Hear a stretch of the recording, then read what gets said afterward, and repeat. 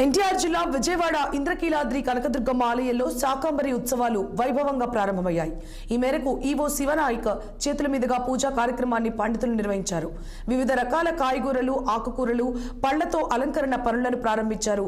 July 8, 9, 10వ తేదీల్లో 3 రోజుల పాటు శాకంబరి దేవి ఉత్సవాలు జరగనున్నాయి.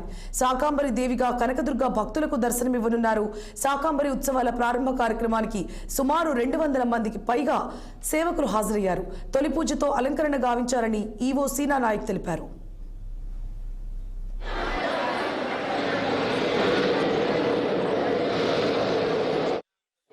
ఈరోజు శాకంబరి ఉత్సవాలకు సంబంధించిన ఏదైతే కూరగాయలు ఉన్నాయో, వాస్తవంగా ప్రకృతి అంటేనే అమ్మవారు.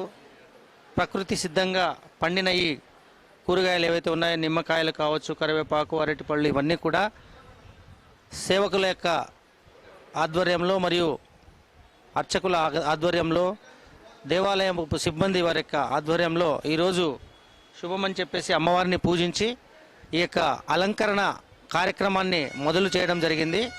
ఇది రేపు 8, 9, 10వ తారీఖు 3 రోజుల్లో మొత్తం కూడా ఈరోజు నైట్కే మేమంతా కూడా ఈ యొక్క అలంకరణ అనేది కంప్లీట్ చేయడం జరుగుతుంది. వచ్చే భక్తులకు ఈ ప్రకృతితో అలంకరించిన అలంకారము అందరూ కూడా చూడొచ్చు, ఆస్వాదించవచ్చు.